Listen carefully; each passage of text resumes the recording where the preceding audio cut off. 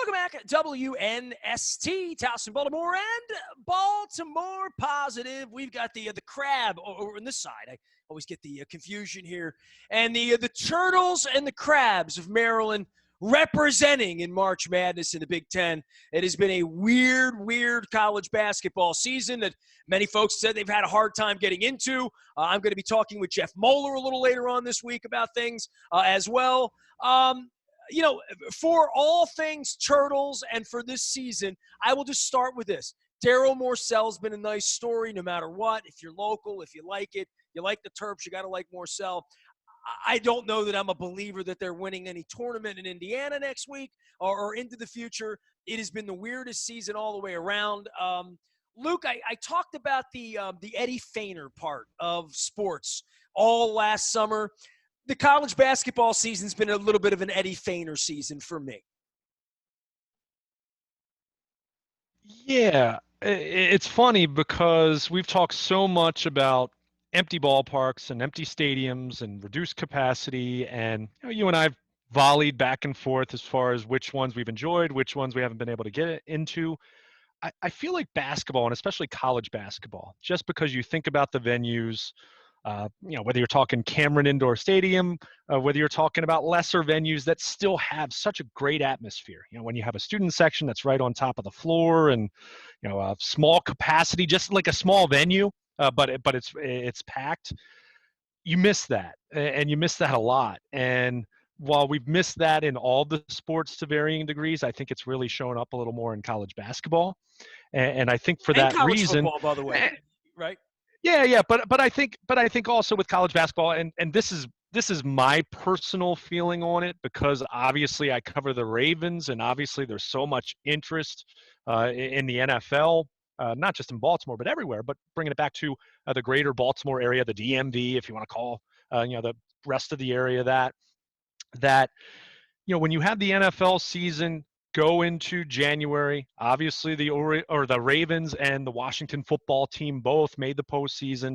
I think the Terps, it was tough to get into, but once football season ends locally, I think you're trying to get into it, and it was tough at first. I think we all understood with no Anthony Cowan, no Jalen Smith, that this is going to be a team that was going to have its struggles. And it was an incomplete team when you look at the fact that they don't have a true point guard. They don't have a true five. Dante Scott's done great work playing bigger than what he is, but they don't have that big man, that rim protector, so to speak. And as I mentioned, you don't have Anthony Cowan, you don't have a true point guard. And as much as Eric Ayala, Diamond Stone's senior year. Man, there's a name from the past. But I guess my overall point is, if you had told me in January, certainly before then, if the Terps would be into the second week of March with a really good, still a very good NCAA tournament profile, when you look at the quad one wins, you look at the schedule they navigated, the fact that they've been able to much more effectively than a lot of teams, and I'm not saying how much of it's skill, how much of it's good fortune, whatever, they've avoided the major COVID problems. If I had told you that the Terps were still, even with the last two losses to close the regular season, which were very disappointing losses and has certainly taken some of the air out of the optimism, they're still in good position to make the NCAA tournament. And depending on what happens here in Indy over the next several days with the Big Ten tournament, still think they're going to be there in the field of 68. But if someone had just told you the end result, you'd say, oh, nice job. Good coaching job by Mark Turgeon.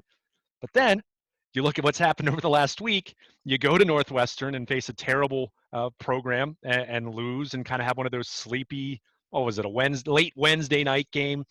And then you come home and you play your regular season finale, and it's senior day, senior night. I mean, I know it's not the same thing, but still, for the seniors, it means something. And you have this game against Penn State where you led by double digits for a large portion of the game. I mean, Nestor, I was watching the AEW wrestling pay-per-view going back and forth between that and the Maryland-Penn State game. And even with, 6 minutes to go, something along those lines, it felt like the Terps were still in control. And I know Penn State had made their runs and kind of, had narrowed the gap. But I at no point did I think they were going to lose that game. So I'm watching a wrestling match, and I pull up the score again on my phone, and I have the game on in the other room, and then I see Penn State's winning, and I see what happens over the final 2 minutes, and it's just, I mean, that was bad. And it really, I mean, for a team that had won 5 in a row, and not that those 5 games were against a murderer's row of opponents, but you look at what Michigan State's done late in the season. I mean, the Terps didn't just beat Michigan State a couple weeks ago; they handled them. And you look at what they've done. I mean, Michigan State beating top 5 programs in the Big Ten, and everyone talking about Izzo and the Spartans getting going in March. Maryland handled them, and that was a really impressive win. So to close this regular season losing at Northwestern, and then just completely blowing one at home against Penn State. And, the home road thing's weird, as we've talked about, but still, you're playing in your home arena.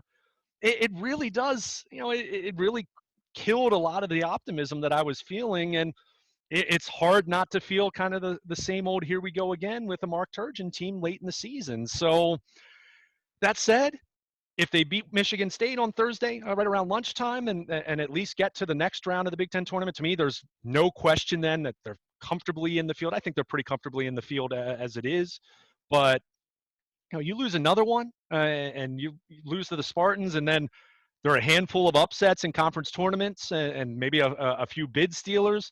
Then Sunday's selection show could be a little hairier than anyone would have thought even just a week ago. So long story short, to kind of summarize all of that, it's complicated this year in how I look at this Terps team, and where they are, where the expectations were. I mean, certainly it's nice to make the NCAA tournament, but we kind of come back to that same big picture question with Mark Turgeon as far as where is this program? Where is it going? He has 2 years left on his contract.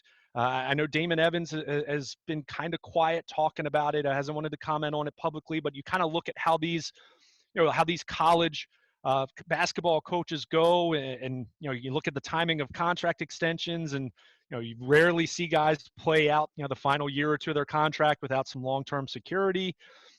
It's just, I keep coming back to where we've talked, how we've talked about this thing for the last 4 or 5 years.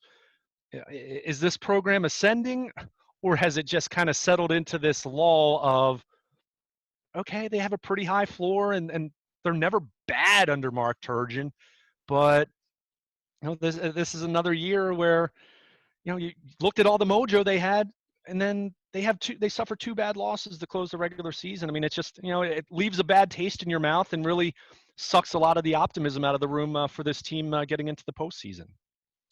He is Luke Jones. He is Baltimore Luke, doing all things Turtles when he's not doing Orioles, which you can find out at Baltimore Positive and out in the audio vault, as well as Ravens and free agency, which next week will be a big week. I mean, all the way around, right? Talk about St. Patrick's Day in the middle of the week, and free agency on Wednesday, March Madness starting on Thursday.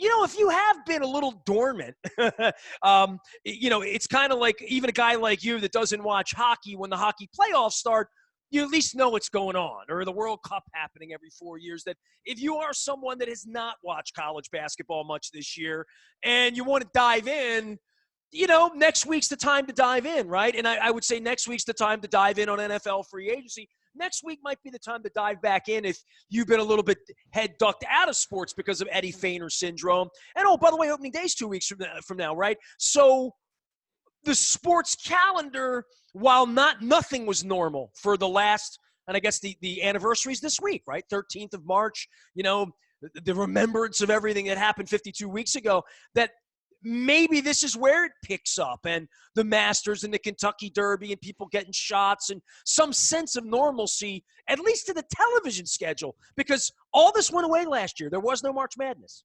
Yeah, I mean, we were talking about Maryland holding a share of the Big Ten regular season title after some late season. They'd almost blown it. Hey, I had Girardi on from Penn State talking about where Penn State was in that rarefied air, the state you live in, by the way. This time last year, Penn State thought, maybe this is the year we go to the Final Four, right? All they got wiped out.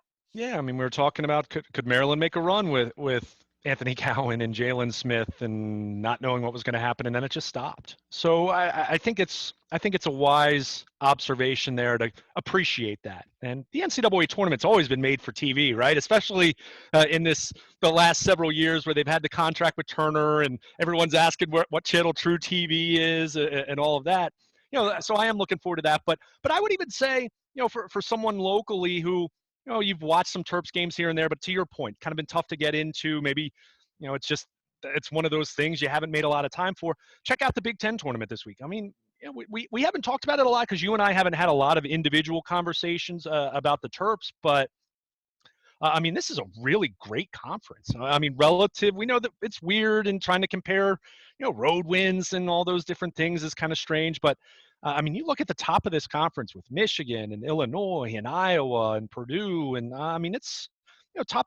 I mean, Maryland's in the middle of the Big Ten. They're in the middle of the pack, and they're still pretty comfortably in the NCAA tournament at this point. Barring some really strange things happening over the next 4 or 5 days. So it's a really good conference, first of all, and they're going to be playing in Indy, which is obviously going to be the headquarters of what's going to be a really strange NCAA tournament where everything's based in one general area at some different locales, which I think is kind of a neat concept. I mean, obviously it's not the same as what we're talking about normally, and hopefully next year we'll have a totally normal NCAA tournament. But I am into the idea of watching the Terps play Michigan State at 11:30 on Thursday. As you're finishing up a late breakfast or something along those lines, and you get that. I mean, and that's one thing with the NCAA tournament. I mean, my goodness, when you consider the timing of this country, shutting down in so many capacities and the messaging of staying home, there would have been nothing that would have made staying home more easier than watching the NCAA tournament. But we didn't have that for obvious reasons. So the idea of having that, the idea of, as you mentioned, approaching a little more normalcy with the sports calendar. We're not there yet, but we're moving in a good direction vaccine-wise, and what that's going to mean for resuming much of our normal lives sooner rather than later. It's exciting, I'm and starting to feel I like am football looking. season will be real. Like, maybe Yeah, not 70,000 people in the stadium, but like, people will be able to go to the games. I will go to a couple of games, the ones I want to go yeah, to. I'll get to go to Vegas. I feel like that sort of, I'm dreaming that dream, right? I'm dreaming the dream of a couple days on the beach in June, maybe some normalcy back off. Maybe we'll get some concerts in the fall, something normal. But football to me, even though it wasn't all that unnormal now that we didn't go to the games and watch them on TV and right. experienced it in that way, that I feel like football season feels like we can talk about the season in a real way. And look, we bitched about the Orioles enough earlier, right? Like, anybody can go listen to that. Whatever that is, 100 losses, 98, whatever it's going to be, that's not going to be a lot of fun, right? I mean, in a plague or out of a plague, it's not going to be a lot of fun. But football still stands to be something we can look over the hill at. And I think that's why free agency, the draft, Lamar, where the team is, they're a 10-win team next year no matter what, right? So we at least have that to look forward to. And, maybe the Turtles win a couple of games next week, and it brings people back into, oh, sports. I love it. It's on TV. I care. Let me get my Lamont Jordan jersey out of the closet and wear it. Right, and I It think was a that's a good 15 point. jersey. They get 1570, Lamont. That's why I have a Lamont Jordan. Yeah, there you go. But no, you're absolutely right. And my goodness, if we're not approaching full-blown normalcy or something close to it by the fall, then something's really gone amiss with the vaccine process. I mean, everything is looking good, and obviously supply will be is ramping up, and distribution will improve. And I think it's one of those things. Almost reminds me of like a snowball rolling down a hill. It's going to pick up more momentum, more supply. States are going to be better at distributing, and that should mean we're able to resume just about everything. Maybe it's not completely normal, but I feel like, put it this way, if the Ravens are only having 5,000 people at games in September, something has not gone right in terms of this process based on everything I see as how I understand it. So, the NCAA tournament, as you mentioned, albeit it's still going to be strange and it's going to be smaller capacity, as far as the venues in the greater Indianapolis area, but, it's going to be fun. And the NCAA tournament, as I mentioned, is always a made-for-TV event with the way the games are scheduled. So I'm looking forward to vegging out on the couch a little bit while also, doing the necessary work with NFL free agency starting and enjoying Get me to the the tournament. court on time. Yeah, and I mean with the and what is funny to not trying to look ahead too much here because a lot can change between now and Selection Sunday, but you do look at the latest bracketology of what's happened with the Terps after the loss at Northwestern, after the loss to Penn State, and they'd kind of a lot of people had them on that 8 line where that means you're playing the number 1 seed if you get to the second round. Now you look at them after those 2 losses, they've dropped to that 10-11 range, which is not something you want to have happen. But if it means you can avoid playing, a number 1 seed in the second round, it helps your chances, your odds of trying to get to the Sweet 16. Now, are the Terps going to get to that point? I mean, I want to see what they do over these next few days in the Big Ten tournament. I'd like, get back on track and beat Michigan State. Let's start with that. A Spartans team that's played well and really, it kind of, you feel that Izzo momentum kind of gaining Well, for if you feel them. good But about beating him 2 weeks ago, you'll feel really bad about losing to him on Thursday. yeah, exactly. And 3 straight losses then, to kind of close the all Big Yeah, Ten welcome to play. Mars, But Turge. yeah. So, but I will say this, even with what happened against Penn State, which again, inexplicable to lose a game like that. I mean, bad to lose to Northwestern, knowing they're at the bottom of the Big Ten. But I've said it before. I'll say it again. This team's ability to play team defense keeps them in it against just about anyone. And the question is, will they get enough offensive consistency? When Aaron Wiggins is playing well, and we saw he scores a bunch early, they jump out to the lead against Penn State. Down the stretch, he didn't do much. They need him to kind of lead the way in that regard. I mean, Morcell kind of leads the way defensively, and obviously they have other guys who play strong defensively. But when Aaron Wiggins is playing at his best, that's when the Terps are more consistently prosperous. So we'll see how that plays out. But I will say this: I'm not predicting a long NCAA tournament run, and certainly I wasn't before these last 2 losses, and certainly I don't feel very good about what's happened over the last week for the Terps. But when they're playing their best defensively, which we've seen that for the better part of the last 5-6 weeks, they're really tough to play against, and especially they don't have that true big man that I mentioned, but they have a bunch of guys that are long, long arms, guys who have good length for their respective positions, and it just makes them really, really tough to handle, with their defense. So it's all about the draw, all about the matchups. We know that's the case every single year, but with this Maryland team, the way they can defend when they're playing well, and again, what happened on Sunday night in the second half? I mean, you shake your head. But when they're playing well defensively, they're tough to handle. And certainly, whoever they're playing in the first round of the NCAA tournament, I think Joe Lunardi had them going up, what a 7-10 matchup with Clemson. I think I saw an old ACC matchup there. Any team that they play, they're going to look at Maryland and say, okay, well, they're a higher seed, and they're not as good. And you look at their record; it's not all that impressive, but they really play outstanding defense, and that's been their calling card over the second half of the season. So, hope to get back on track in the Big Ten tournament. At least get to the semis or get to the quarterfinals at the very least. I said, if you can do that, then you're feeling a little bit better about. See what your draw is for the big dance and roll the dice and see if you can have a situation where you get to at least the second round, if not the Sweet 16. But if not, if it goes the other way, then we're back to talking about, where is this program with Mark Turgeon and where are they with him from a contract standpoint and where are they going? Or it's just for Bruce Posner on Monday mornings, it's just lacrosse season and yeah, it becomes free agency season again. yeah, I mean, they have a chance for a couple of weeks to capture some attention. I talk about this with the Orioles, capturing the attention of people and bringing people back in sure. to watch Morcell do this thing for a couple of weekends, maybe 2 weekends. If they can squeeze that out, it'd be great. I say Clemson, if they draw Clemson on the 10 line, I'm thinking it's better than football. But I'm thinking to myself, this won't be the year they'll play Duke, right? Yeah. Yeah. I mean, and that's what's been It's funny you It's the mentioned little that things because during a just plague. Let me have this. Let me squeeze this. that's but that's been part of the as much as I just mentioned I've struggled to get into college basketball. It has been really interesting. And look, I don't want to make light of various COVID situations where that have taken programs out of it entirely No doubt. or have been disrupted, but it has led to a lot of volatility, right? I mean, you think of some of these blue blood programs. I mean, Kentucky, I mean, like teams that you expect they roll out of bed and they're in the I top call them 5 or the top green 7. blood, not blue Yeah, blood, but well, you know what I'm saying. that's Yeah, true. yeah. Yeah, sure. I get your point there. But it has been fun to see some volatility in that way. I mean, and Duke will be fine.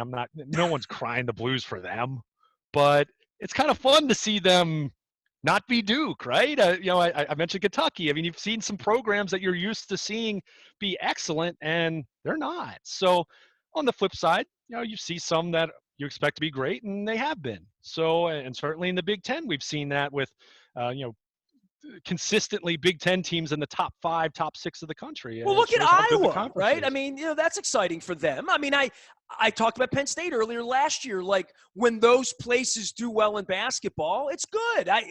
Yeah. I'm waiting for Maryland to do well in football one year. Just again, it's been 20 years since the Orange Bowl, right? Literally.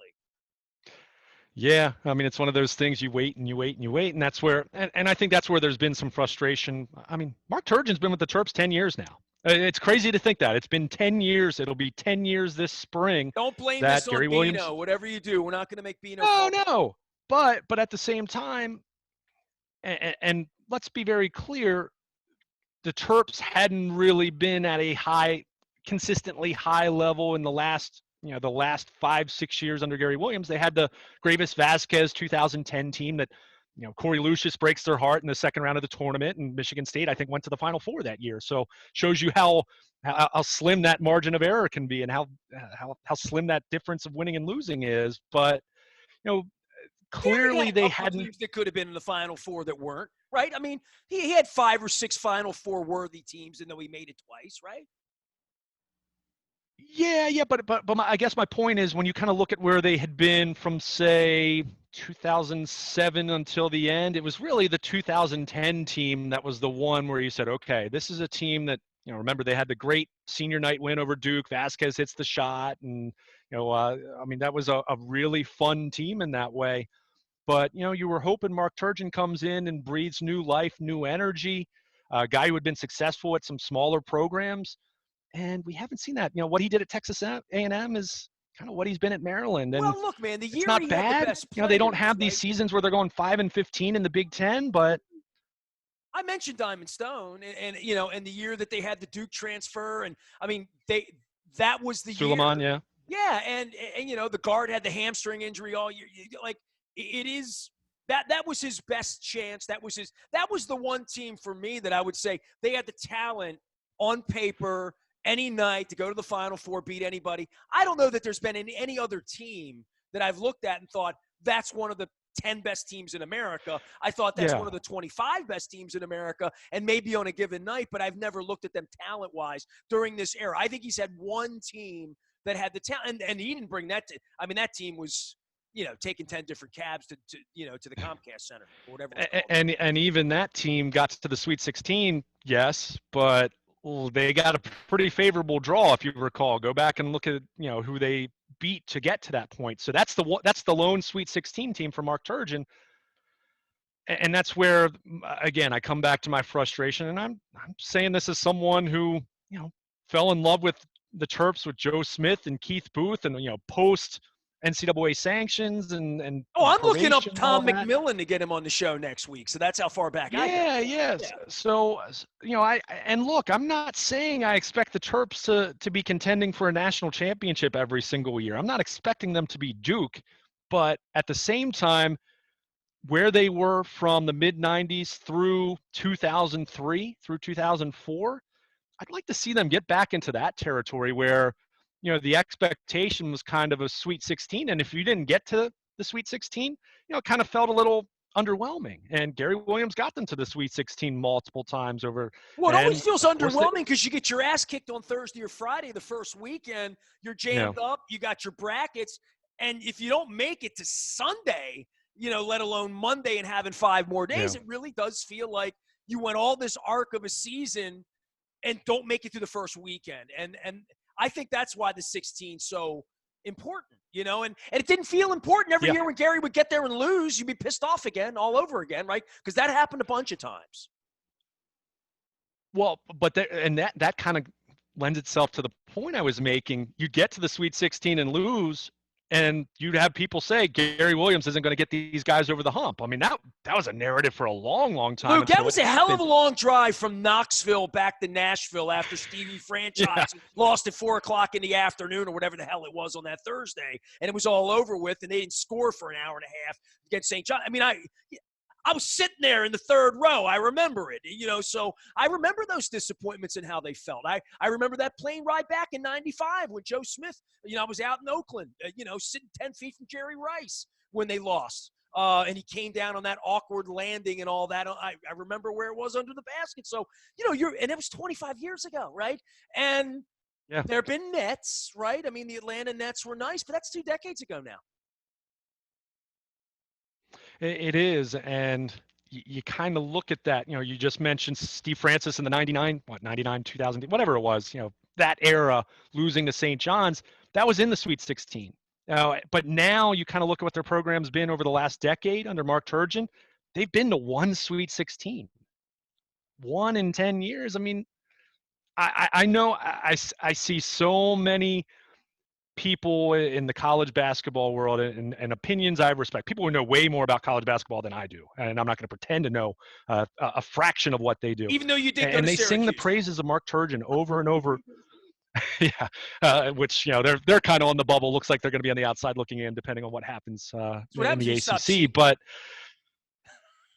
yeah, right. But I think I just look at this, and if Mark Turgeon truly is the great coach that so many people whose opinions I respect clamor, and state that he is, why isn't it a little bit? Why isn't the standard a little bit higher than it's been? And again, this year, knowing they lost Cowan, knowing they lost Jalen Smith, I'm not going to sit here and say the expectation this year should have been a Sweet 16 or the Elite Eight. I mean, this was clearly a little more of a transitional year, but the problem is we're saying that more and more and more, where now it feels like their absolute ceiling is getting to a Sweet 16, whereas that used to be a fairly common expectation 20, 25 years ago. Can the Terps get to that point? I don't know. Maybe they just are. And I think I saw someone reference this on Twitter. I did not hear him say it directly, but I feel like Scott Van Pelt made mention that maybe Maryland basketball is kind of like Tennessee football, where you think of the Vols and, T. Martin leads them to a national championship the year after Peyton Manning's drafted first overall, and you're thinking, wow, Phil Fulmer, and they're going to be this perennial top 5 powerhouse, and they've kind of settled into being a team that they're rarely quote bad. It's not like Tennessee football goes 2-10, but It's not good enough. they're never in that serious elite national championship conversation anymore. And if they are, it's very fleeting, maybe early in the season. And he kind of said, well, maybe Maryland basketball fans have a little bit too high of a expectation level, and maybe they do. Maybe people should just be happy with teams that make the NCAA tournament. But when you've been to Atlanta, when you've cut the nets down, when you've gone to back-to-back Final Fours, and you've seen that, it's hard to not want that again. And I just, it's a fair question to ask. We've asked this question over and over and over. We'll continue to talk about this, assuming Mark Turgeon continues, remains as head coach, and if they work out a contract extension this offseason, we'll see if they do that. But Well, you're a it couple of just feels 80s like down that the line standard, now, too, right? right? I mean, it just Debbie Out feels like doesn't that live here standard. anymore, right? Literally. That standard, that vision, it's just getting further and further away, and maybe it's out of reach now. I don't know. But I feel like people that say you should be happy with Mark Turgeon, then I guess that standard is out of reach, because it doesn't feel like they're going to break through. But at the same time, as I mentioned a few minutes ago, people said that about Gary Williams not being able to get past the Sweet 16. So until you do it, everyone's asking, and everyone's kind of doubting that. So I think that's what was disappointing about this last week, where Maryland wins 5 in a row, and they're a lock for the tournament, and they're on the 8 line. Could they get to the 6 line? Let's say conceivably, if you make a run in Indy, and then you lose at Northwestern and lose to Penn State. I mean, it's just not how you want to end your regular season. But regroup, go to Indy, beat Michigan State, see what happens after that. And not only do you solidify your seeding and your standing in the NCAA tournament, but you kind of see if you can build some momentum to win a couple games in the field of 68. And certainly, as much as I just said, I don't want the peak to be a Sweet 16. I don't want that to basically be what the Final Four used to be 20 years ago for this program. But if you can get to the Sweet 16 without having a true point guard and without having a true big man, that would certainly be a nice accomplishment, and would certainly calm some of the criticisms of Mark Turgeon from guys like me, quite frankly. Luke Jones is here. He is Baltimore Luke there. You can find him out on Twitter and Instagram and Facebook, and out at Baltimore Positive, and anywhere there's Ravens news, anywhere there's Orioles news or Terps news, you'll get it first on the WNST and Baltimore Positive text service, all brought to you by Coons Ford of Security Boulevard. Dennis will be here talking about Terps, talking about free agency. We're all going to be drinking green beer next week. Thank goodness for that here at St. Patrick's Day, and doing it. You can find me, nasty, at WNST.net, same as it ever was. I am also out on all the aforementioned social media platforms. We are WNST.net, AM 1570, having these wise conversations, with a big shout out, big thanks to Wise for their new sponsorship here in 2021. We are WNST.net. We never stop talking Baltimore Positive.